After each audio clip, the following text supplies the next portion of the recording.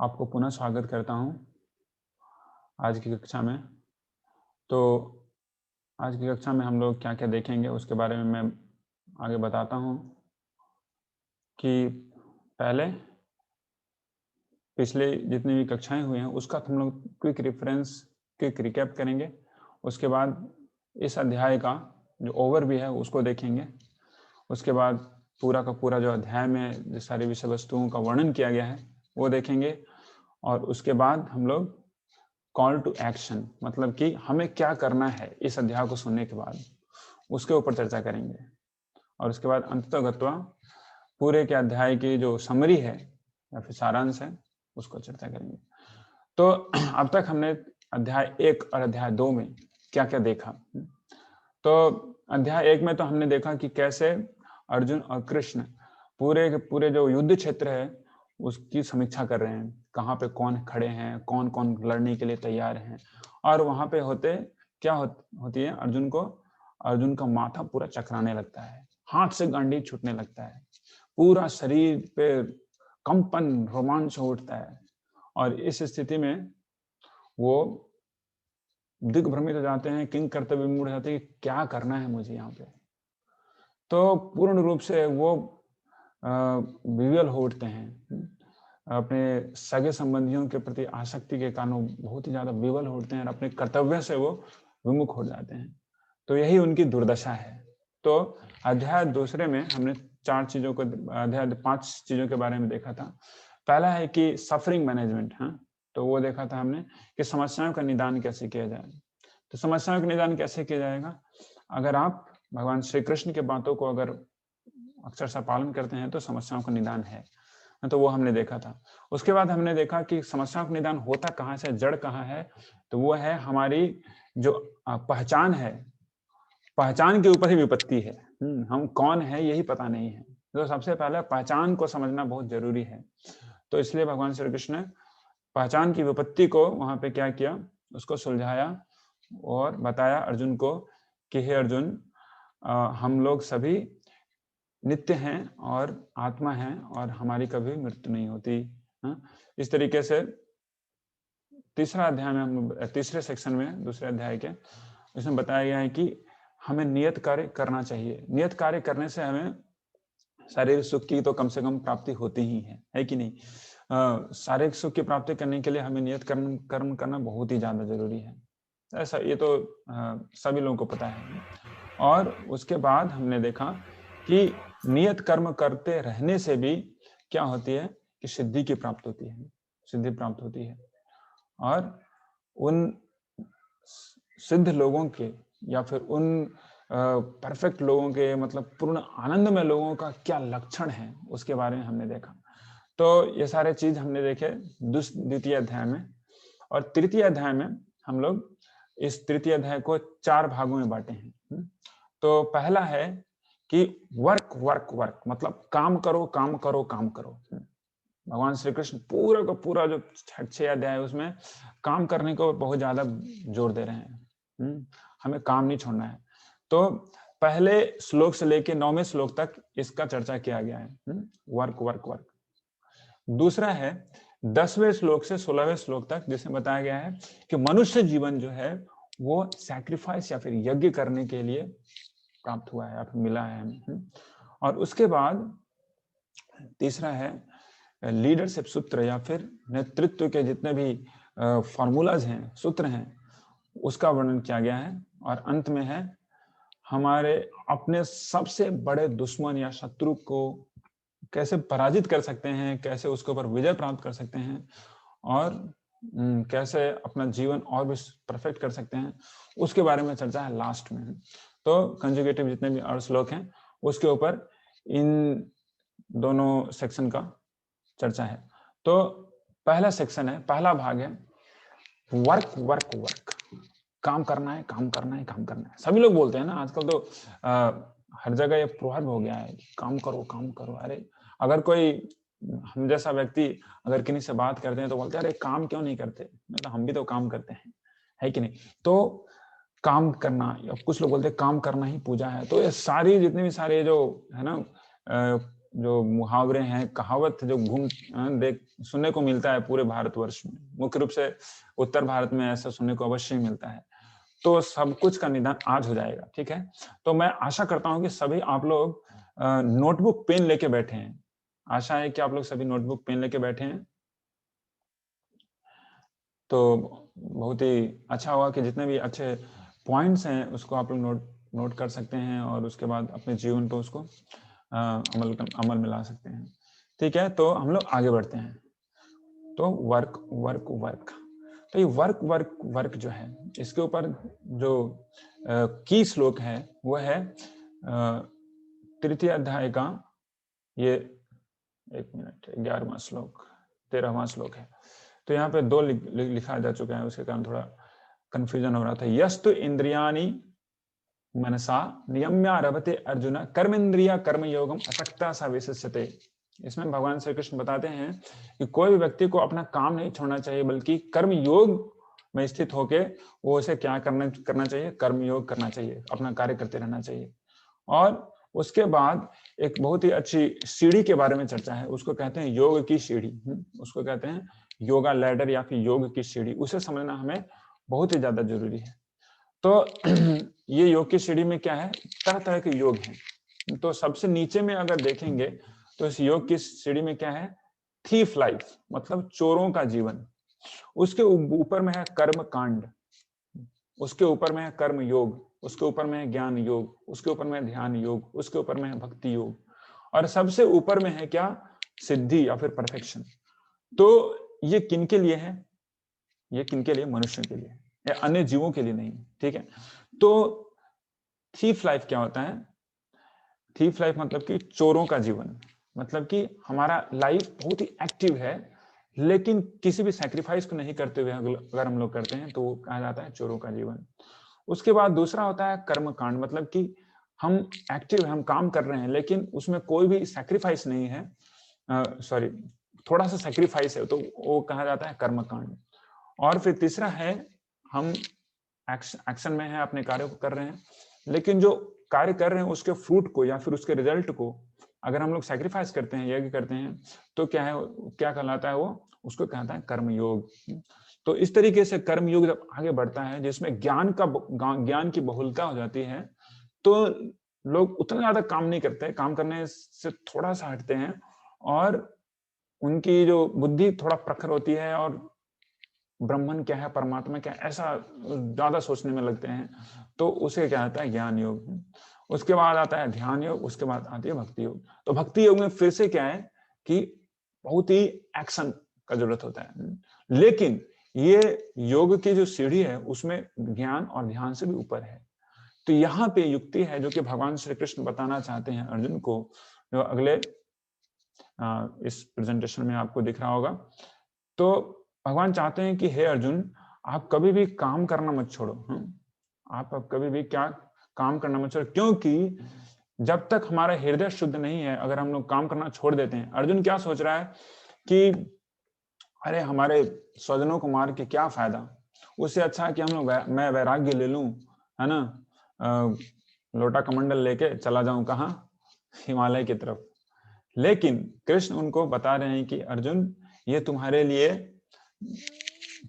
नहीं है, क्योंकि तुम्हारी जो ड्यूटी है वो ये नहीं है कि तुम अभी क्षेत्र छोड़ के, कुरुक्षेत्र को छोड़ के तुम जंगल में चला जाओ, है ना, क्योंकि तुम्हारा जो हृदय है वो उतना शुद्ध नहीं हुआ है।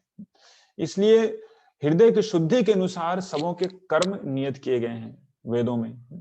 तो देख रहे हैं हम लोग कि ये हृदय की शुद्धि के अनुसार यहाँ पे आप देख पा रहे होंगे कि 3, 3, 6, 7 एक के बाद एक श्रेणियां हैं। तो जिनके हृदय एकदम जीरो है, मतलब आई मीन बहुत ही गंदे हैं, मतलब शुद्धता नाम की चीज नहीं है, उनको चोरों की कैटेगरी में डाला गया है। उसके ऊपर में थोड़ा सी शुद्धता आती है तो उसको कहते हैं कर्मकांड। दूसरी है कर्मयोग, मतलब 2 नंबर का। 6 नंबर में आता है ज्ञान योग, अगर उनकी हृदय की शुद्धता और बढ़ गई, और भी ज्यादा बढ़ गई ध्यान योग, और भी ज्यादा बढ़ गई तो भक्ति योग, और 10 में 10 अगर है तो उसको कहते हैं परफेक्शन, प्यूरिटी ऑफ हार्ट। तो इस तरीके से हृदय की शुद्धता के अनुसार कौन से कार्य को कौन करेगा, या फिर कौन से योग में, या फिर कौन से सीढ़ी पे, कौन से सीढ़ी के मतलब सीढ़ी के कौन से स्टेप पे कौन रहेगा, उसका क्या किया जाता है, उसका वहां पे स्थिति बनाई जाती है। तो भगवान श्री कृष्ण बोलते हैं कि देखो अर्जुन, कोई भी व्यक्ति अगर कोई भी कार्य करता है तो भले ही कोई कार्य करे या फिर चुपचाप बैठे रहे, वो निश्चित रूप से किसी न किसी कार्य को अंजाम देगा। जैसे अगर कोई योगी है, वो सभी कार्यों को त्याग करके वो ध्यान में बैठा है, तो सांसें उसकी चलती हैं। सांसें चलने के कारण क्या होता है कि वो भी काम करने जैसा ही प्रतीत होता है। जब हम लोग सांस लेते हैं तो वो भी एक काम ही है। तो तुम काम को ऐसे नहीं छोड़ सकते। हमें शरीर को चलाने के लिए भी काम करने की जरूरत पड़ती है। तो हमारे लिए इस सेक्शन में जीवन का एक लेसन है, एक हमारे लिए करने योग्य जो चीज है वो है कि हम अपने हृदय को शुद्ध करने के लिए जो भी वेदों में जितने भी सारे कर्म हमें लिखे गए हैं, बोले गए हैं करने के लिए, उसे करना चाहिए, न कि काम को छोड़ के वहां से निकल जाओ, है ना। तो ऐसा नहीं। तो कर्म करते करते क्या होता है, हृदय की शुद्धता होती है और इस तरीके से व्यक्ति उसके लायक बनता है, सिद्धि के लायक बनता है। तो उसके बाद आता है कि अर्जुन बोलते हैं कि अगर हम अपने पेट के लिए काम करते हैं, तो पेट के लिए जो काम करते हैं तो उससे पाप मिलेगा, है ना। जैसे हम लोग सांस लेते हैं तो न जाने कितने सारे माइक्रोब्स हैं वो हम लोग अंदर कर लेते हैं एसोफेगस में। पानी पीते हैं तो बहुत सारे जो पानी के अंदर माइक्रोब्स होते हैं वो पेट के अंदर चले जाते हैं। पेट के अंदर में बहुत शक्तिशाली एसिड्स होते हैं, हाइड्रोक्लोरिक एसिड, तो उसमें क्या जल के सब खत्म, तो भी पाप हुआ। और खाना बनाने में बहुत सारे कीड़े मकोड़ों का पतन होता है अग्नि में, तो उससे उनकी मृत्यु होती है, तो वही पाप है। तो इस तरीके से अगर कोई, अर्जुन का ये कहना है कि अगर कोई अपने पेट के लिए खाता है तो पाप है। बिल्कुल सही, बिल्कुल सही बताया। लेकिन इसका क्या उपाय है? क्या पूरा काम ही छोड़ दें? नहीं। तो इसलिए भगवान श्री कृष्ण बोलते हैं यज्ञार्थार्थ कर्मणो अन्यत्र लोकोयम कर्म बंधना। 9वें श्लोक में बोलते हैं कि यज्ञार्थात कर्मणो, हे अर्जुन आपको यज्ञ के लिए कर्म करना चाहिए। यज्ञार्थात कर्मणो अन्यत्र, अगर तुम नहीं करते हो यज्ञ के लिए या फिर विष्णु के लिए कार्य, तो क्या करेगा वो, आपको कर्म के बंधन में बांधेगा। जैसे हम लोग देखते हैं भगवान रामचंद्र जी जाते हैं तो एक भील औरत जो कि जंगल में रहती है, शबरी, वो क्या देती है, वो अपने मेहनत से बनाई हुई, जो अपने मेहनत से कलेक्ट किया हुआ जो बेर सब है, उसको चक चक के श्री रामचंद्र को देती है। तो ये क्या क्या है, मतलब कि ये अपना कार्य को किसी ग्रेटर कॉज के लिए, सबसे ग्रेटेस्ट कॉज कौन है, विष्णु है, उसके लिए अर्पित करना। तो अगर तुम अपने कार्य के फल को विष्णु को अर्पित करते हो तो क्या होता है कि तुम उस कर्म के बंधन में नहीं फंसते। तो लाइफ लेसन क्या है हमारे लिए यहाँ पे, हमें यज्ञ के लिए काम करना चाहिए। तो doing prescribe duty for belly is better than living the work. अगर हम लोग पेट के लिए काम करते हैं, काम करने से वो अच्छा है, कम से कम पेट के लिए तो काम करते हैं। लेकिन अगर पेट के लिए काम करते हैं तो उसको बोला गया भगवद गीता में स्तेन एव ही स उच्यते, मतलब कि उसको चोर की संज्ञा दी गई है। कैसे चोर की संज्ञा दी जाती है उसके बारे में आगे देखेंगे। लेकिन उससे भी अच्छा है कि बेटर देन वर्किंग फॉर बेली, मतलब अपने पेट के लिए काम करने से अच्छा है कि हम लोग यज्ञ के लिए काम करें। और दोनों के बीच का जो डिफरेंस आप लोग देख पा रहे हैं, ये जो लाल कॉलम है, ये क्या है, ये सिंफुल बॉन्डेज। तो अगर हम लोग वही काम कर रहे हैं, उस काम के फल को अगर हम लोग विष्णु को अर्पित करते हैं तो क्या नहीं मिलेगा हमें, पाप का बंधन नहीं मिलेगा, पाप के बंधन से छूट जाएंगे, अन्यथा वो मिलने का है, उससे कुछ क्या नहीं सकता। तो हम लोग आगे चलते हैं सेक्शन 2 में, भाग 2 में, जिसमें बताया गया कि मनुष्य जीवन जो है यज्ञ के लिए ही निर्धारित किया गया है। 10वें श्लोक से 16वें श्लोक तक मनुष्य जीवन जो है यज्ञ के लिए ही निर्धारित किया गया है। वो कैसा है? तो भगवान श्री कृष्ण बताते हैं 10वें से 11वें श्लोक में कि जो मनुष्य हैं और उसके बाद जितने भी देवतागण हैं, जो कि जितने भी इस संसार में एलिमेंट्स है, पानी, वायु, आकाश, अग्नि, सूर्य, जो भी बहुत ही सारे एसेंशियल जो कंपोनेंट है इस संसार का, उसका नियंत्रण करते हैं। तो दोनों के बीच, मनुष्य और उन देवताओं के बीच का एक म्यूचुअल प्लानिंग, फ्लरिशिंग प्लान बना के भगवान श्री कृष्ण ने छोड़ के रखा है। वो क्या बनाया है कि अगर मनुष्य यज्ञ करते हैं तो जितने भी देवतागण हैं वो खुश होके, विष्णु के आधिपत्य में वो खुश होके क्या करते हैं, उन मनुष्य के ऊपर बहुत ही ज्यादा धन संपत्ति सब कुछ उनको देते हैं। तो ऑटोमेटिकली अबंडेंस जिसको बोला जाता है वो मनुष्य को प्राप्त होता है। तो अगर बोला जाए कि अरे हम लोग तो स्वयं करते हैं सब कुछ, है ना, बहुत सारे लोग बोलते हैं कि अरे मैं तो जा रहा हूँ कंपनी में, मैं तो खट रहा हूँ 18 घंटे 19 घंटे, मैं पैसा ला रहा हूँ, इसमें देवताओं का क्या हो गया? इस हर जगह अरे क्रेडिट तो मेरी हुई है ना, मेरी भुजाओं में बल है, मैं इतना खटता हूँ, मैं लाता हूँ पैसा। लेकिन अगर देखा जाए तो जो कुछ भी हम लोग लाते हैं, पैसा तो लाते हैं, लेकिन जो अंततोगत जो खाते हैं वो सब कुछ हमने नहीं बनाया। अगर हम देखें तो शुरू से अंत तक जो कुछ भी हमारे शरीर में है या फिर जिसे हम अपना कहते हैं, वो सब कुछ किसी के द्वारा दिया गया है। वो सब कुछ किसी के द्वारा दिया गया। जैसे हम लोग, हमारा जो शरीर है वो किसके द्वारा दिया गया? माँ के द्वारा दिया गया है कि नहीं? लेकिन माँ के द्वारा दिया गया वो शरीर बना कैसे है? 5 महाभूतों से बना है, 5 एलिमेंट्स। और उसके इंचार्ज है, पंच महाभूत कोई इंचार्ज है, कुछ देवता हैं जो कि उन पंच महाभूतों का संरक्षण करते हैं। कौन सा, कैसे पंच महाभूतों का विनिमयन होगा और इस तरीके से कहाँ पे कौन सी वस्तु को उत्पन्न करना है, तो वो सब कुछ देखते हैं, है ना। उसके बाद है हवा, जो कि बहुत ही जरूरी है। कहाँ से मिलता है हमें? आकाश से मिलता है। कहाँ से मिलता है? हवा से मिलता है। और उसके कोई इंचार्ज है, देवता है, कौन है? वो वायुदेव है। उसी तरीके से पानी है, पानी अथाह है, कहाँ? सागरों में, और अंडर वाटर, अंडरग्राउंड में भी है। उसके बाद उसके भी कोई देवता है जिनका नाम है वरुण देव, उनके इंचार्जशिप में वो पानी है।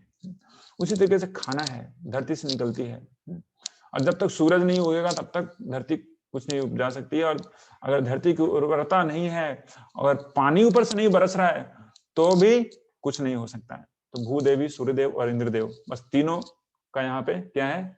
क्रेडिट है। उसके बाद सनलाइट के बिना तो कुछ भी नहीं चल सकता, न वनस्पति चल सकती है, न चराचर जीव, कुछ नहीं, सब कुछ बंद हो जाएगा सूर्य के बिना। तो वहां पे हम लोग देखते हैं, और वो सूर्य का कहाँ से स्रोत है? ब्रह्म ज्योति से, और उसके इंचार्ज सूर्यदेव है, भगवान जी। और इस तरीके से हम देखते हैं जितने भी कुछ हमारे अपने जीवन में हम लोग यूज कर रहे हैं प्रत्येक दिन, वो सब कुछ हम लोग कहीं से ले रहे हैं, कहीं से ले रहे हैं हम लोग। एक महाराज है, भक्ति विजय महाराज, वो बताते हैं कि कुछ भी हो, यहाँ तक कि जब कोई मृत्यु को प्राप्त होता है तो उस लाश को ले जाने के लिए भी किसी की जरूरत पड़ती है, या फिर उसके पुत्र हैं, या फिर उसके सगे संबंधी है, और उनको अग्नि भी किसी दूसरे के द्वारा ही दिया जाता है। तो शुरू से अंत तक हम लोग क्या कर रहे हैं? किसी दूसरे व्यक्ति से कुछ ले रहे हैं। तो वहां पे हमारा ये औचित्य बनता है कि हम उन लोगों के लिए ग्रेटफुल हों या फिर कृतज्ञ हों, और उस कृतज्ञता को पे करने के लिए सिस्टम बनाया गया, उसको कहते हैं सैक्रिफाइस या फिर यज्ञ। तो यह कोई ऐसा नहीं सोचना चाहिए कि क्या यज्ञ के बारे में यहाँ पे लोग बता रहे हैं, यज्ञ मतलब क्या है। तो बहुत ही सिंप्लीफाइड है, एक एक करके मैं आप लोगों के सामने रखने जा रहा हूँ। तो ये यज्ञ है, ये कैसा है, इसका चक्र है वो कैसा है, उसके बारे में हम लोग देखेंगे। तो भगवान श्री कृष्ण बताते हैं, अन्ना भवंती भूतानी, अन्न से क्या होता है? जितने सारे चराचर जीव हैं उनका पालन पोषण होता है। अन्न खाते हैं ना, अन्न खाने से क्या होता है?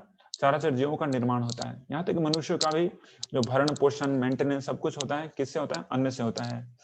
उसके बाद अन्नाद भवन्ति भूतानि पर्जन्याद अन्न संभवः, जब तक वृष्टि नहीं होती, जब तक रेन नहीं होती, तब तक ग्रेन कैसे होगा? जब तक ये बारिश नहीं होगी तब तक अनाज नहीं होगा।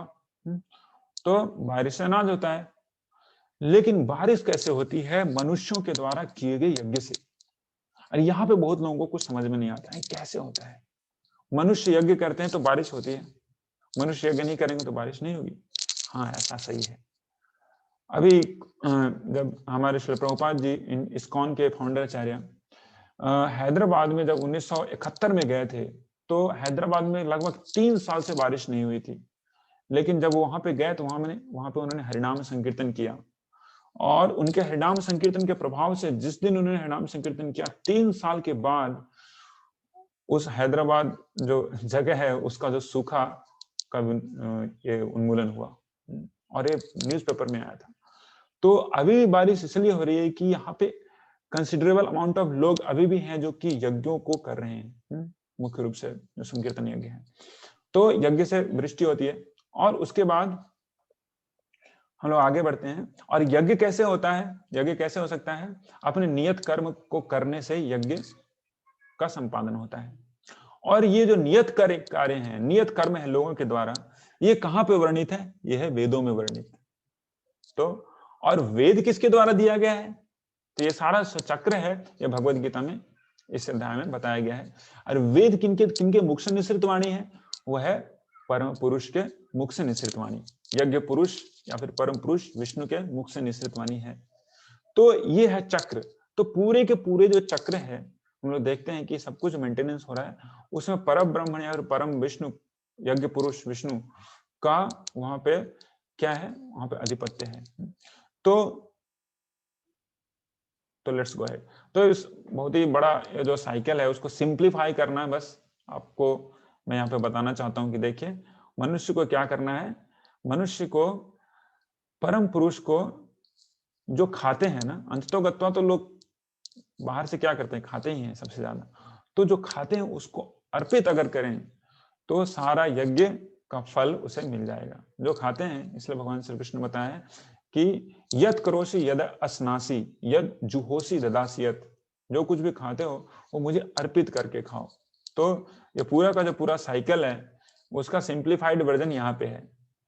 भूतानी मतलब कि हम लोग अगर जो खाते हैं उसको अगर हम अर्पित करें परम पुरुष को या विष्णु को या फिर यज्ञ को, तो यज्ञ करने का उसका फल मिलता है और सब कुछ सही चलता है। अगर आप चोर वाले लेवल से ऊपर उठना चाहते हैं तब ऐसा है।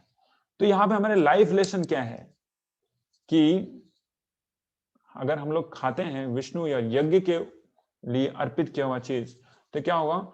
हम लोग ये जो कृतज्ञता है या फिर अनग्रेटफुलनेस है, उससे हम लोग ऊपर उठ पाएंगे। तो समाज में अभी इतनी सारी समस्याएं आती हैं, क्यों आती हैं? क्योंकि लोग बहुत ही ज्यादा कृतज्ञ हो गए हैं। नेचर से सब कुछ लेते हैं, प्रकृति से लेते हैं, लेकिन प्रकृति किसकी है उससे उन्हें पता नहीं। प्रकृति से लेते हैं लेकिन प्रकृति का संरक्षण नहीं करते, और जिनकी वो प्रकृति है, परम पुरुष की प्रकृति, उनको कभी वो यज्ञ नहीं करते, उनकी प्रीति के लिए कभी वो यज्ञ नहीं करते। इसलिए हम लोग देखते हैं कि आए दिन बीच बीच में है ना, थोड़ा सा प्रकृति अपना रिफ्रेशमेंट करती है। जैसे अभी हम लोग देख रहे हैं कि इस कोरोना महामारी के कारण 1 साल से ऐसे ऐसे चीज नजारे दिख पा रहे हैं कि समझ में आ रहा है कि लोग कितनी गड़बड़ी फैला के रखी थी, मुख्य रूप से मनुष्य लोग। तो प्रकृति क्या करती है? अपने को फिर से संवारती है। तो ये क्यों हो रहा है? क्योंकि मनुष्य जो है, मनुष्य जाति जो बहुत ही ज्यादा कृतज्ञ हो गए हैं। तो अगर हम लोग कृतज्ञ हों तो ऑटोमेटिकली जो सौभाग्य की लक्ष्मी है वो हमारे ऊपर कृपा करेंगी। तो 2 तरह का चीज है। अगर हम लोग कार्य करते हैं और कार्य करके उसका उपभोग करते हैं और उसको सैक्रिफाइस नहीं करते हैं, जिनके द्वारा इन सभी चीजों को शरीर, हवा, वायु दिया गया है, तो क्या होगा? हम लोग पाप कार्य में लिप्त होंगे और हम लोग कभी भी खुश नहीं रह सकते। जैसे यहाँ पे एग्जाम्पल दे दिया गया, ये व्यक्ति काम कर रहा है लेकिन मन में किसके बारे में सोच रहा है? वो पाप कार्यों के बारे में सोच रहा है। तो इसका जीवन कभी भी सुखमय नहीं हो सकता। लेकिन एक दूसरा व्यक्ति सेम कार्य कर रहा है, एकदम सेम काम कार्य कर रहा है, लेकिन मन में किसके बारे में सोच रहा है? यज्ञ के बारे में सोच रहा है, फिर विष्णु के बारे में सोच रहा है। तो ये अंतर हो जाता है, ये हमारे लिए लाइफ लेसन है। तो ये वाला सही है और ये वाला बिल्कुल गलत है। तो आगे हम लोग आगे बढ़ते हैं भाग 3 में, लीडरशिप सूत्रास, नेतृत्व के सूत्र। तो कितने लोग मेरे साथ हैं अभी, मैं जानना चाहता हूं।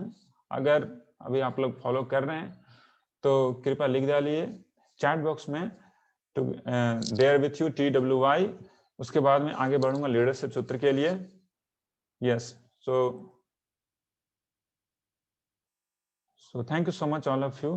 शुभम, मीता चांदवानी, जयश्री, बाबुल, अविनाश, सिद्धार्थ, सुधीर, अरिंदम, विनीत, मलय। हाँ, तो हम लोग आगे बढ़ते हैं। तो ये नेतृत्व के सूत्र बहुत ही महत्वपूर्ण सूत्र हैं, बहुत ही महत्वपूर्ण सूत्र हैं। तो ऐसे ऐसे सूत्रों को भगवत गीता में से लोग निकाल के, पाश्चात्य देश के बहुत सारे ऐसे विद्वानगण हैं जो भगवत गीता को छान मारते हैं और उसमें से इन सूत्रों को लेके अपनी एक किताबें बना लेते हैं और उसके बाद उन किताबों को वो बहुत सारा बेचते हैं और मुख्य रूप से भारतीय लोग उन किताबों को ज्यादा खरीदते हैं। तो एक ऐसा ही लेखक है, उसका नाम नहीं बताना चाहता, वो उन्होंने एक ऐसी किताब लिखी है।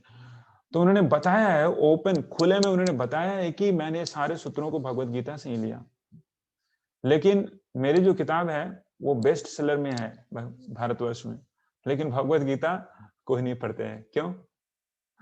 क्योंकि भारतवर्ष के लोग बाहर की चीजों को ज्यादा पढ़ना चाहते हैं, लेकिन अंदर में उनका पास जो खजाना है भगवत गीता, उसको वो छूते नहीं है। तो ये लीडरशिप सूत्र के बारे में 17वें से 35वें श्लोक में भगवान श्री कृष्ण बताते हैं कि नेताओं का कैसा कैरेक्टर होना चाहिए। तो ये श्लोक है, बहुत ही मधुर श्लोक है। यद यद आचरति श्रेष्ठ तद एवेतरो जनः सयत प्रमाणम कुरुते लोकस्तद अनुवर्तते। इसमें बताया गया है कि जैसे जैसे श्रेष्ठ लोग कार्य करते हैं वैसे वैसे ही सामान्य लोग कार्य उनके कार्यों का क्या करते हैं? अनुगमन करते हैं या फिर अनुसरण करते हैं। जैसे जैसे वो उदाहरण साबित करते हैं, पेश करते हैं, वैसे वैसे सारी दुनिया उनके पीछे पीछे चलती है। इसलिए पूरे संसार का, पूरे समाज का पतन होगा या फिर उत्थान होगा उनके नेताओं के ऊपर निर्भर है। उनके नेताओं, उस समाज के नेताओं के ऊपर ही निर्भर है कि उस समाज का उत्थान होगा या कि पतन होगा।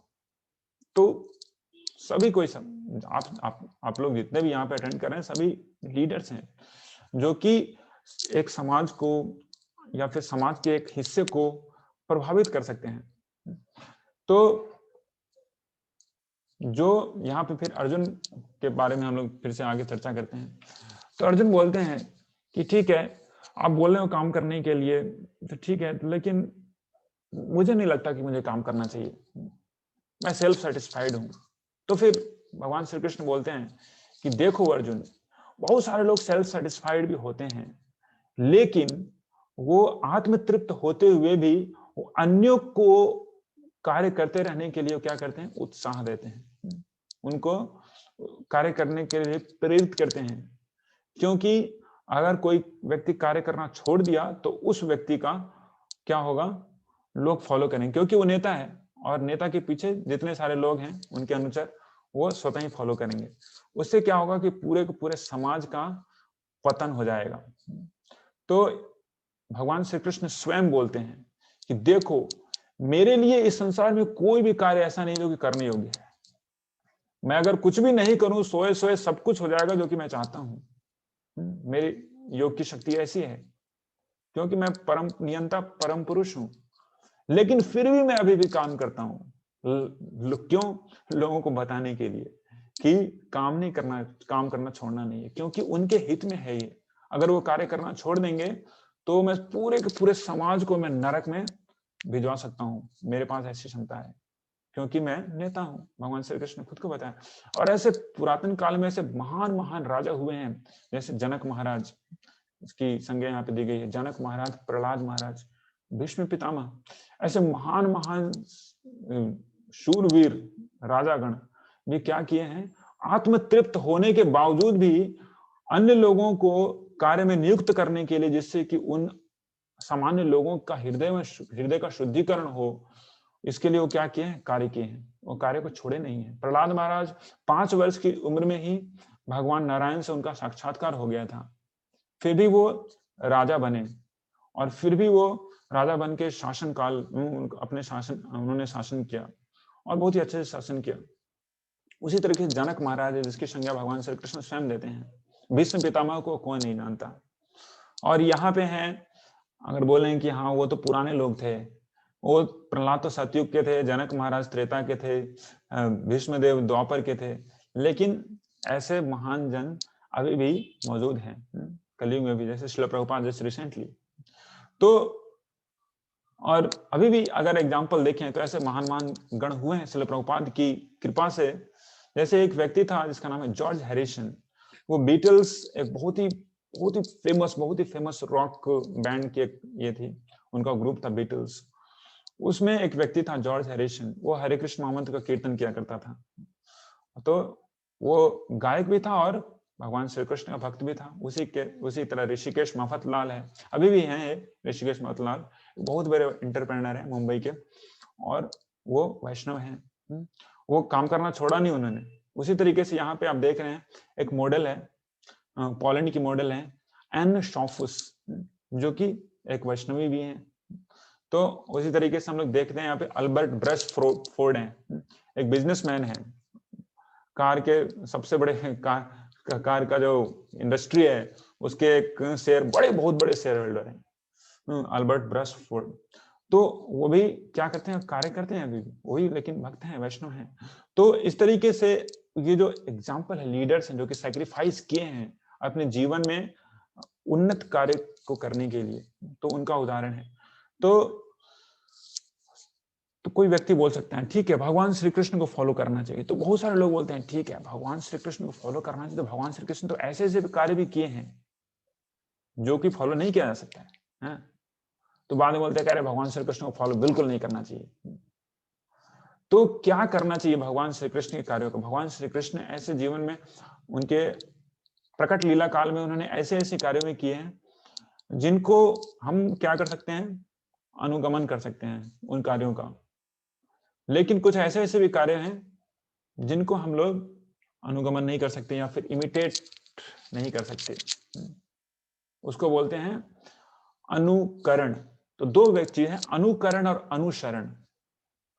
अनुसरण मतलब कि जो बोला गया उनके द्वारा वो करना, या फिर उसको बोलते हैं फॉलोइंग।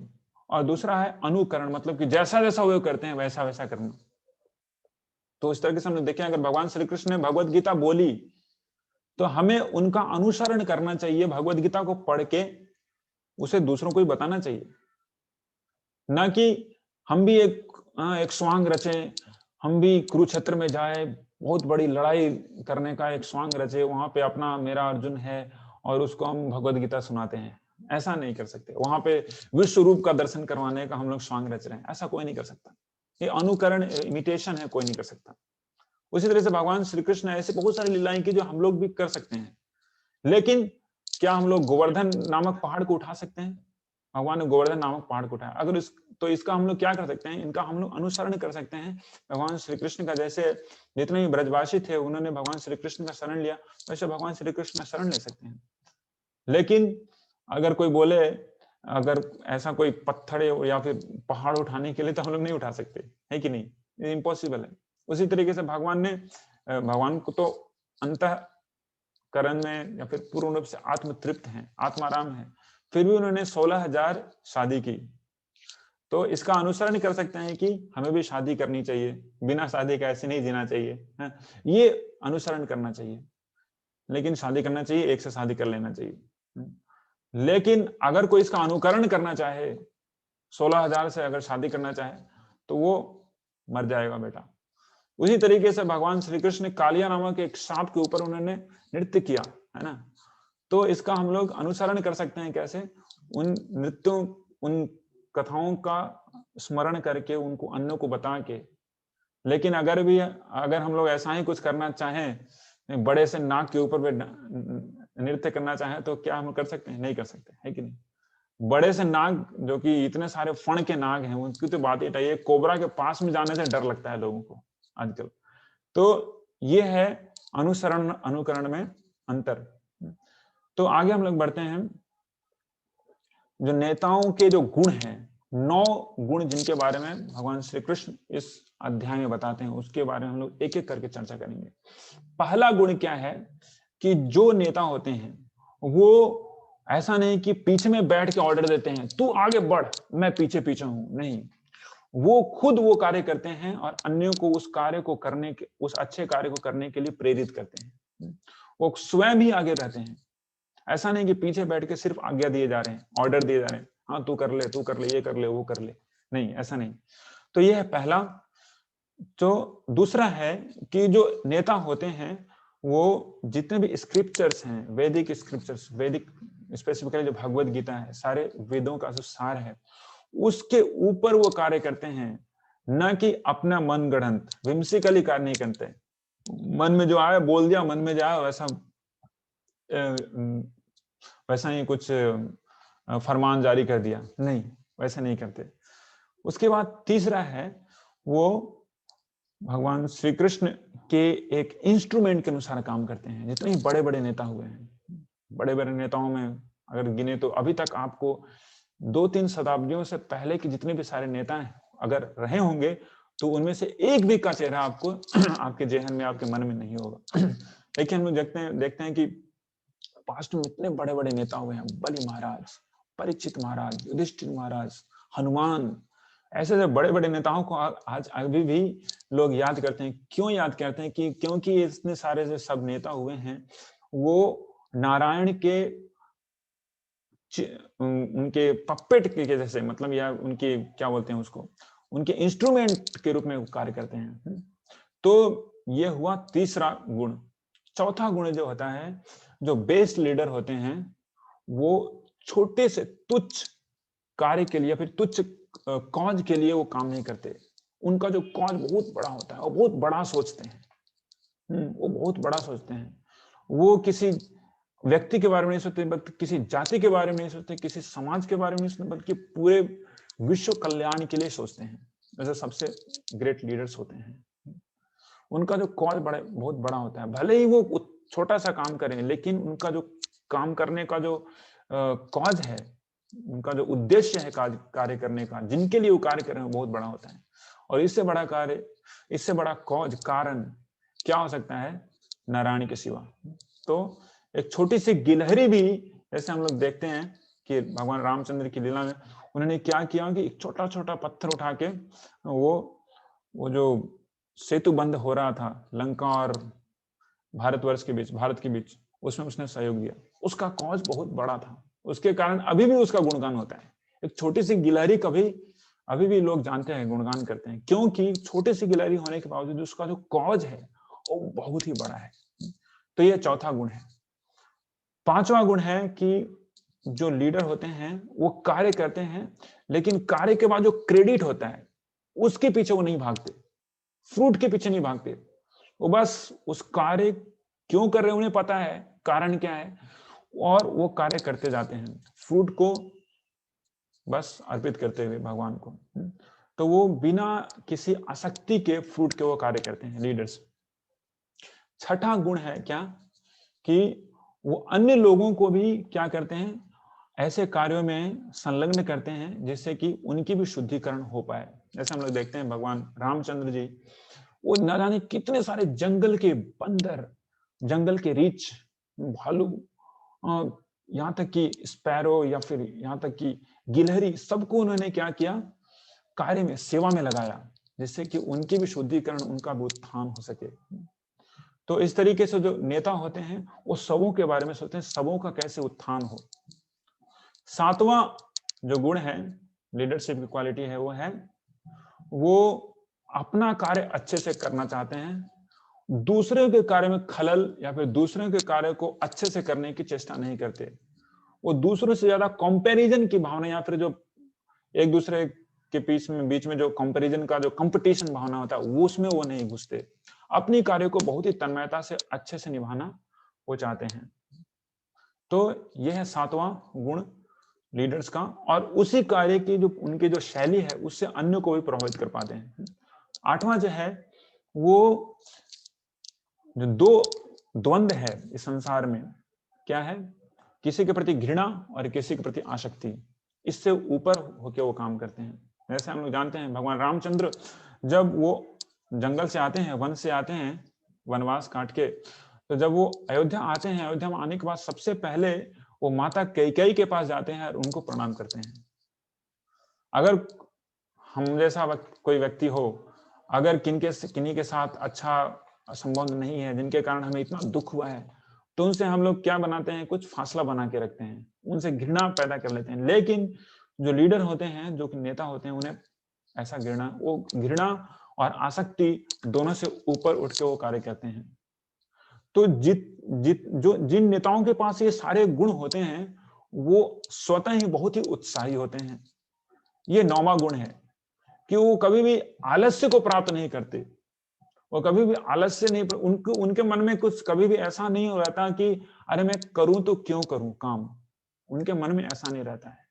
वो हमेशा उत्साही रहते हैं, क्योंकि उनके पास ये नीचे जो 8 गुण हैं नेताओं के, वो पहले से ही रहते हैं। तो इन सभी गुणों के जो व्यक्तिगत स्वरूप हैं, वो अभी श्रील प्रभुपाद जी हैं। हम लोग जानते हैं कि शुरुआत से ही उन्होंने बचपन से जब तक वो शरीर छोड़े, तब तक उनका जीवन कैसा कर्मशील रहा है। पहले वो एक बहुत बड़े एक मेडिसिन कंपनी के मालिक थे, बहुत बड़ा बिजनेस देख रहे थे। उसके बाद धीरे धीरे अपने गुरु की आज्ञा को मानते हुए, उनके गुरु ने बोला था कि भगवान श्री कृष्ण की, श्री चैतन्य महाप्रभु का जो ये मिशन है, उसको तुम बाहर के देशों में ले जाओ। और इस तरीके से उन्होंने इतना परिश्रम करके उन्होंने कार्य किया, और कभी भी इस सफलता का क्रेडिट उन्होंने अपने ऊपर नहीं लिया। वो बोलते थे कि मेरा कोई क्रेडिट नहीं है इसमें, सारी की सारी क्रेडिट मेरे गुरु की है और आप लोगों की है, जो कि आप मुझे सहायता करते हैं, सहायता किए हैं। तो हम लोग आगे बढ़ते हैं लीडरशिप क्वालिटीज के बाद भाग 4, और बहुत ही महत्वपूर्ण भाग है ये आज के इस अध्याय का, कि अपने सबसे बड़े दुश्मन जो कि काम है, उसको कैसे जीता जाए। तो इन सभी गुणों के बारे में भगवान श्री कृष्ण के द्वारा बताए जाने पर अर्जुन सोचता है कि लेकिन ठीक बोल रहे हो कृष्ण, ये सब काम करना चाहिए, हमें नियत काम करना चाहिए, हमें ऐसे काम करना चाहिए जिससे कि सारी जनता उसको फॉलो करे, ठीक है। लेकिन फिर भी वो कौन सा चीज है जो कि हमें अपने नियत कार्य को करने में बाधा देती है, रोकती है। हम नहीं चाहते हैं कि पाप कार्य करें, हम नहीं चाहते हैं कि हम अपने कर्तव्यों से मुकरें, फिर भी वो करवा बैठती है हमसे। वो क्या है, आप उसके बारे में बताओ। तो कृष्ण बोलते हैं वो क्या है, वह है काम। उस काम की संज्ञा देते हैं, और वो काम ही है सबसे बड़ा दुश्मन है, जो कि क्या करता है, लोगों से जबरदस्ती जबरन पाप करवाता है। तो उस महादुश्मन का, महावैरी का जो एड्रेस है, या फिर उसकी जो आइडेंटिटी, उसकी पहचान है, वो हमें जानना चाहिए। तो उस काम का जो पिताजी है, उसके बारे में भगवान श्री कृष्ण बताते हैं, वो है मोड ऑफ पैशन, रजोगुण। काम के जो छोटे भाई हैं, उनका नाम है एंगर, गुस्सा। काम के बाद क्या आता है, गुस्सा आता है। इसलिए क्रोध को छोटा भाई बोला गया है लस्ट का। और उसके बाद बोला गया है कि लस्ट जो है, काम है, इसका जो स्वरूप है वो कैसा है, ये मनुष्य के हृदय में इस तरीके से निवास करती है, एक आर्टिफिशियल कवरिंग के रूप में। लेकिन अगर सही में देखा जाए तो इसका स्वरूप है भगवान श्री कृष्ण के प्रति प्रेम के रूप में। प्रेम ही काम के रूप में वो क्या हो जाता है, वो बदल जाता है। और फिर प्रेम भी काम के रूप में बदल सकता है, काम भी प्रेम के रूप में बदला जा सकता है। तो इसका कवरेज कितना है, उसके बारे में भगवान श्री कृष्ण बताते हैं, इसका कवरेज पूरा है। ऐसे बोलते हैं ना कि वाईफाई का आपका कितना कवरेज है, 500 मीटर है, 800 मीटर है। लेकिन इस दुश्मन का कवरेज पूरे के पूरे ब्रह्मांड में है। कोई भी जगह खाली नहीं जो कि यहाँ ये नहीं है। ब्रह्मा जी से लेके पाताल लोक तक हर जगह इसका कवरेज मिलता है। और ये कैसे काम करता है, ये जीवों के ज्ञान को पूर्ण रूप से ढक देता है। ढकने के बाद वो उनसे पाप करवाता है।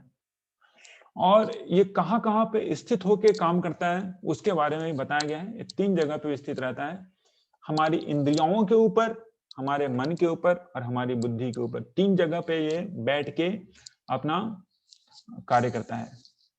और 3 तरह का इसका जो कार्य है, इसकी प्रबलता होती है 3 तरह की।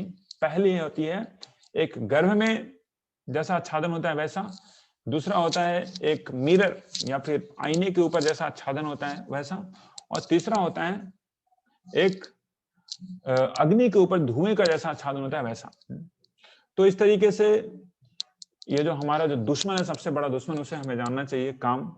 उसके बाद हम लोग आगे बढ़ते हैं। तो लास्ट का जो 2 पॉइंट है, कहां कहां पे निवास करता है, मन, बुद्धि और इंद्रियों के ऊपर। दूसरा है कि किन किन लेवल में काम करता है, उसके बारे में हम लोग चर्चा करें, जैसे कि हम कैसे इसके ऊपर विजय प्राप्त किया जाए उसको जान सकें। तो 3 तरीके से जो है ये काम हमारे ज्ञान को ढकती है, हमारे ज्ञान को ढकती है। पहला है जैसे कि एक बच्चा माँ के गर्भ में होता है तो कैसा होता है, पूर्ण रूप से ढका होता है, उसका कोई भी ऐसा अवसर नहीं मिल सकता कि वो बाहर का प्रकाश देख सके। तो पूर्ण रूप से ढका होता है, मतलब कि उनकी जो चेतना है पूर्ण रूप से ढकी हुई है काम से।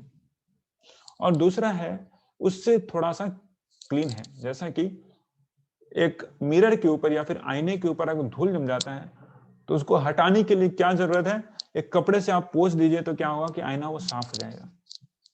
तो जो पहला है उससे थोड़ा सा हल्का कवरिंग होता है, किसमें, मिरर वाले में। तो कुछ लोगों का ऐसा भी कवरिंग होता है, ऐसा भी आच्छादन होता है काम के द्वारा। और तीसरा आच्छादन होता है जो बहुत ही हल्का होता है, वो है क्या, आग के ऊपर धुआं का आच्छादन, जिसको हटाने के लिए आपको बस एक फूंक की जरूरत है, आच्छादन हट जाता है। तो सारे संसार में 3 तरह के जीव पाए जाते हैं जिनके पास काम के ऐसे 3 तरह के 3 प्रकार के आच्छादन हैं। तो भगवान श्री कृष्ण बताते हैं कि ये जो गर्भ वाला जो आच्छादन है पेड़ों का आच्छादन जैसा है, पेड़ों की जो चेतना है इस तरीके से आच्छादित रहती है। इसलिए वो कहीं देख नहीं सकते, देखते हैं लेकिन कभी हिल नहीं सकते, इधर से उधर जा नहीं सकते, उनकी चेतना पूर्ण रूप से काम के दौरान आच्छादित है। उसके बाद पशुओं का, जिनके पास 4 पैर हैं, उनकी चेतना इस दर्पण के समान आच्छादित रहती है। लेकिन जो मनुष्य होते हैं उनकी चेतना काम के द्वारा आच्छादित रहती है, जैसे एक अग्नि के ऊपर धुएं का जो कवरिंग है उस तरीके से, मतलब कि बहुत ही साफ होता है। मनुष्य का जो हृदय है जितने सारे अन्य जीवों के हृदय के परिप्रेक्ष्य में बहुत ज्यादा साफ होता है।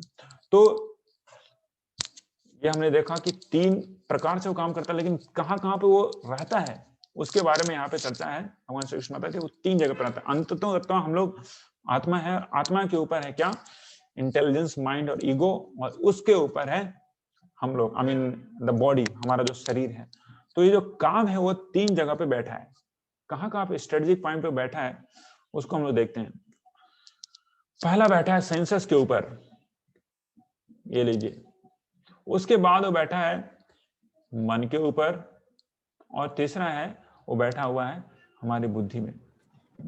तो सेंसस देखती है कि हाँ ये करना है, उसके बाद माइंड बोलता है कि हाँ कैसे कैसे होगा, और इंटेलिजेंस बताता है कि हाँ पहले ऐसा ऐसा एक्सपीरियंस हुआ था तो ऐसा ऐसा कर, ऐसा ऐसा मत कर, ठीक है। तो इस तरीके से जो काम जो है हमारे 3 बहुत ही शक्तिशाली स्ट्रेटेजिक पॉइंट को ऊपर कब्जा करके रखती है, और उसके कारण लोगों से बहुत ही ज्यादा ऊपर नीचे का काम करवाती है, पाप कार्य को करवाती है। तो इसका समाधान क्या है, कैसे हम इस काम के ऊपर विजय प्राप्त कर सकते हैं? इसके लिए क्या करना होगा, हमें इन 3 जगहों पे विजय प्राप्त करनी होगी। हमें इन 3 जगहों पे विजय प्राप्त करनी होगी। इसलिए भगवान श्री कृष्ण भगवद गीता में बताते हैं कि जो डेड मैटर है, डेड मैटर से ऊपर है हमारी इंद्रियां। इंद्रियां मतलब कि 5 इंद्रियां हैं, आप लोग देख पा रहे होंगे। तो ये है आंख, नाक, मुख, कर्ण, उसके बाद त्वचा, जीवा, ये 5 इंद्रियां हैं। इन 5 इंद्रियाओं के ऊपर काम का वास होता है। तो एक उपनिषद में इसकी चर्चा की गई है, शतर उपनिषद में, कि ये कैसे है, घोड़े के समान है, इंद्रियां जो है घोड़े के समान है, और इंद्रियाओं का जो लगाम है या फिर घोड़ों का जो लगाम है वह है मन। मन से ही इंद्रियाओं का समन किया जा सकता है, और उन लगामों को बुद्धि के हाथ में दे दिया गया है ना। तो इन लगामों को बुद्धि के हाथ में दे दिया गया, तो बुद्धि जो है वो रथ का वाहक है। तो हम लोग देख रहे हैं कि जो हमारी इंद्रियां हैं जो घोड़े हैं, हमारा जो मन है वो इस लगाम के समान है, हमारी बुद्धि जो है वो क्या है, उस रथ का वाहक है। और यहाँ पे जो पीछे बैठा हुआ है ना व्यक्ति, वो है आत्मा, वो हम है स्वयं। तो ये पूरा किसके ऊपर डिपेंड करता है, बुद्धि के ऊपर डिपेंड करता है, और सेंसेस के ऊपर डिपेंड करता है कि हमारी घोड़े कितनी ट्रेंड हैं। अगर हमारी घोड़े एकदम विशृंखलित हैं, तो अगर जा रहे हैं गड्ढे में गिर जाएंगे। तो वैसे ही होता है, आजकल लोग कुछ उनकी इंद्रियां नियंत्रण नहीं रहती, तो आगे बढ़ते हैं थोड़ा बड़े होते हैं तो वो पतन की तरफ अपना रास्ता साफ कर लेते हैं। क्यों? क्योंकि उनका जो अंततोगत जो इंटेलिजेंस है, बुद्धि है, वो उतना ज्यादा स्ट्रांग नहीं है। तो इन तीनों चीजों को पूर्ण रूप से सशक्त करने के लिए, इसके ऊपर विजय प्राप्त करने के लिए हमारे पास एक बहुत ही अच्छी कुंजी है। अगर उस कुंजी को जानना चाहते हैं आप, तो चैट बॉक्स में लिखिए yes, then I will go and reveal the last and ultimate powerful key to conquer over this lust. Okay, तो अगर आप उस कुंजी को जानना चाहते हैं तो चैट बॉक्स में लिख डालिए yes, then we shall go. Okay, thank you so much all of you. तो बहुत बहुत धन्यवाद आप लोग सही में जानना चाहते हैं तो मैं आगे बढ़ता हूं। वो कुंजी क्या है? यह कुंजी है जो हमारी इंद्रियां हैं, उसको कंट्रोल करने के लिए हमें इस इंद्रियों को रेगुलेट करना पड़ेगा, इसे रेगुलेट करना पड़ेगा। ऐसा नहीं कि जब मन करे खाया, जब मन करे सोया, जब मन करे सोचा, जब मन करे नहीं। एक दिनचर्या के अनुसार अपने कार्यों को बनाना बहुत ही जरूरी है। उससे हम क्या कर सकते हैं, अपनी इंद्रियों को वश में कर सकते हैं। मन के लिए क्या चाहिए? मन के लिए चाहिए मंत्र। और आजकल कलयुग का मन बहुत ही ज्यादा विशृंखलित है, इसके लिए चाहिए हमें महामंत्र। मंत्र का मतलब होता है मन प्लस त्र, जो मन का त्राण कर सकता है, मन का उद्धार कर सकता है, उसको कहते हैं मंत्र। तो अगर हम मन को नियंत्रित करना चाहते हैं, मंत्र के ऊपर विजय प्राप्त करना चाहते हैं, जिसके ऊपर ऑलरेडी वो काम जो है विजय प्राप्त किया हुआ है, इसमें कोई दो राय नहीं है, तो हमें क्या करना पड़ेगा? हमें महामंत्र का जप करना पड़ेगा। और कलयुग का महामंत्र हरे कृष्ण महामंत्र तो सभी जानते हैं। तो इससे हम लोग मंत्र के ऊपर विजय, इससे हम लोग मन के ऊपर विजय प्राप्त कर सकते हैं मंत्र से। मन त्रायते इति मंत्र। और तीसरा है बुद्धि, जो कि बहुत महत्वपूर्ण है। बुद्धि कहाँ से मिलती है? सही करना है, गलत करना है, जो डिटरमाइनिंग जो फैक्टर है वो बुद्धि करता है। क्या गलत है, क्या सही है, ये समझना कौन करता है? बुद्धि करता है। लेकिन वो बुद्धि मिलेगी कहां से? वो सशक्त बुद्धि कहां से मिलेगी? वो मिलेगी भगवत गीता से, वैदिक शास्त्रों से मिलेगी। हमें प्रत्येक दिन भगवत गीता के श्लोकों को पढ़ के उस अमृत से अपने आप को, अपने बुद्धि को खंगालना चाहिए, स्नान करना चाहिए। तो क्या होगा कि हमारी बुद्धि एकदम प्रखर रहेगी, एकदम साफ क्लियर रहेगी, क्या सही है क्या गलत बिल्कुल पता चलता रहेगा। तो अगर इन तीन चीजों को करते हैं तो हम इस काम, जो कि सबसे बड़ा दुश्मन है, इसके ऊपर विजय प्राप्त कर सकते हैं। तो इस काम का एक और जो अंतिम, जो कि सबसे महत्वपूर्ण जानने योग्य विषय है, वह है कि अगर आप इनको जितना भी आप सेवा करोगे, काम को जितना भी अगर आप इनको क्या बोलते हैं, इनको शह देंगे, तो उतना ही ज्यादा बढ़ेगा। जैसे कि अगर आप एक लकड़ी के ऊपर आग लगी हुई है, उसके ऊपर जितना भी घी डालेंगे तो आग और भी बढ़ेगी, बढ़ बढ़ बढ़ करके बढ़ेगी, है ना, घट नहीं सकती। तो इसके लिए जरूरी है कि हम इन तीन चीजों को करें, जहां पे ये तीन स्ट्रेटेजिक पॉइंट पे ये जो काम है वो वहां पे बैठा हुआ है। हमारा सबसे बड़ा दुश्मन महाशनो महापापमा विद्धि, ये बैरी नाम सबसे बड़ा बैरी है हमारा।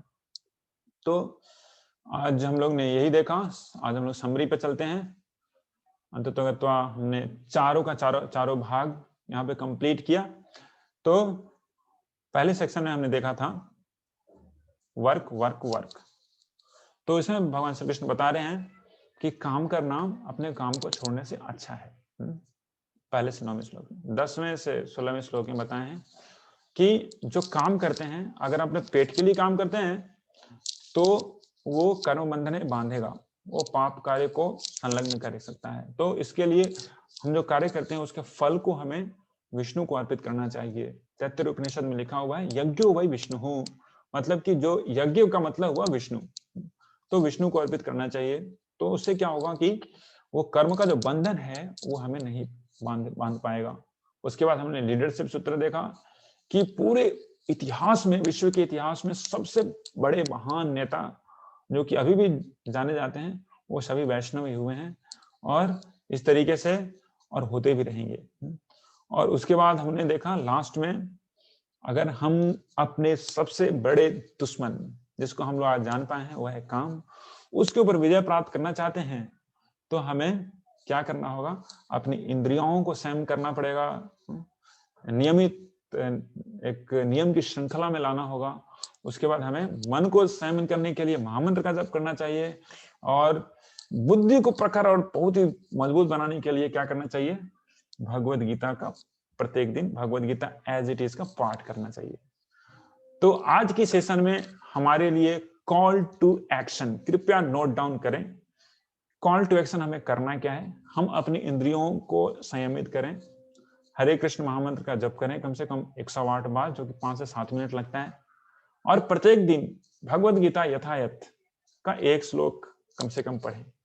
अगर इतना करेंगे तो मैं सोच पाऊंगा कि अभी तक मैंने जितना भी परिश्रम किया इस कोर्स के लिए वो सफल हो जाएगा। तो बहुत बहुत धन्यवाद आप लोगों को, आप सबों को आज की कक्षा में आने के लिए।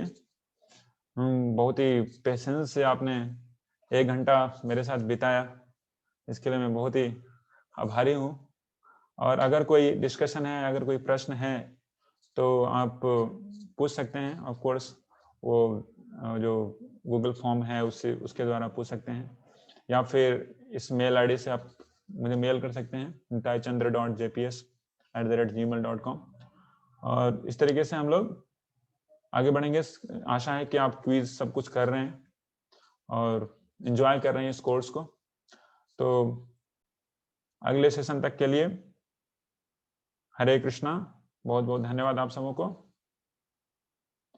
तो या someone is telling please sing कीर्तन। हाँ, कीर्तन के लिए हम लोग स्पेशल सेशन रखेंगे, तो अगर कीर्तन करना है तो हम लोग स्पेशल सेशन रखेंगे। एक बहुत ही असेंबल्ड है ना, सब लोग रहेंगे उसमें, प्रत्येक डिफरेंट जो वाद्य यंत्र हैं सबको बजाते हुए, तो और आप लोग बहुत ही ज्यादा एंजॉय कर पाएंगे। ठीक है, तो कितने लोगों को चाहिए कि वो हरिनाम संकीर्तन में भाग लेना चाहते हैं इसी पाठ्यक्रम में? अगर यस तो लिख डालिए YK, यस फॉर कीर्तन, YK। ओके, मैं देखना चाहता हूँ कितने जन हैं। ओके ओके ओके, लगभग सबों ने लिखा YK। ओके, तो so we'll see that how next time like we come and like we can do this। अगली बार जब हम लोग एक साथ होते हैं तो हम लोग कीर्तन भी करेंगे थोड़ा सा समय निकाल के। ठीक है, बहुत बहुत धन्यवाद आप लोगों को। हरे कृष्ण।